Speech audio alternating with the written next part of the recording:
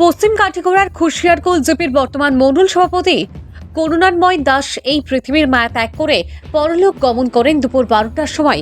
খবর অনুসারে করুণাময় দাস হৃদরোগে আক্রান্ত হয়ে মৃত্যুবরণ করেন। খবর পাওয়ার পর কালাইন ব্লক কংগ্রেস সভাপতি মিলন রায়, নিহার রঞ্জন দে, প্রদীপ বৈষ্ণব সহ অন্যান্যরা করুণাময় দাসের ঘরে উপস্থিত হয়ে পরিবারবর্গকে সান্ত্বনা দেন।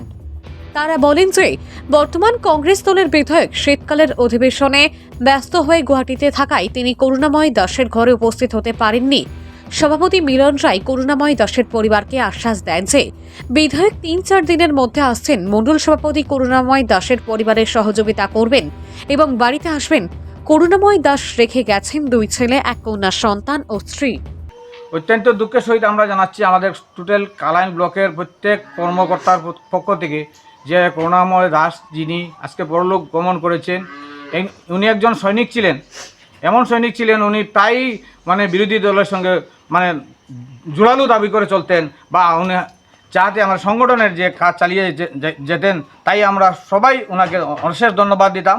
আজকে অত্যন্ত পরিতপ্তর কথা, ওনার একটি ছেলে, সে বাইরে থাকে, ও চাকরিজীবী, আর্মিতে চাকরি করে বর্তমানে কাশ্মীর আছে, ও আসতে পারেনি।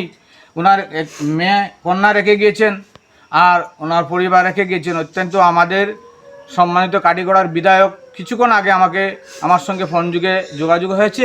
উনি বলেছেন আমাকে, আপনি অতি সত্বর ওনাদের বাড়িতে যান, ওনাদেরকে সান্ত্বনা দিন। আমি 2 দিন পরে আসবো, আসার পরে আমি যাব, গিয়ে ওনাদের কি কি প্রয়োজন সেটা আমি দেখে নেব। তাই ওখানেও তার চেয়ারে বুয়াত আসলা, বুয়াত থেকে তার নাকটা কিরকম শরীরও করছে, করার পরে লগে লগে তারা গরম নিছে, গরম নিয়া তারা হসপিটাল লইয়া গেছে। পরে আমিও গেছি হসপিটাল, যাওয়ার পরে কেন ডাক্তার নাই, হসপিটাল ইমার্জেন্সি হইয়াও ডাক্তারও হওয়া গেছে না। কোন হসপিটাল?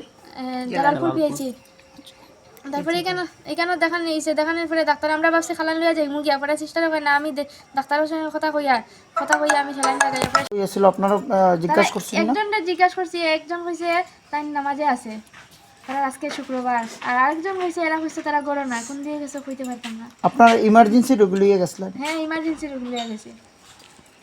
তারপরে তো আর কি, তারপরে ডাক্তারে কইছে যে নাই, তার মারা গেছে। পরে তো আর আমরা ডাক্তার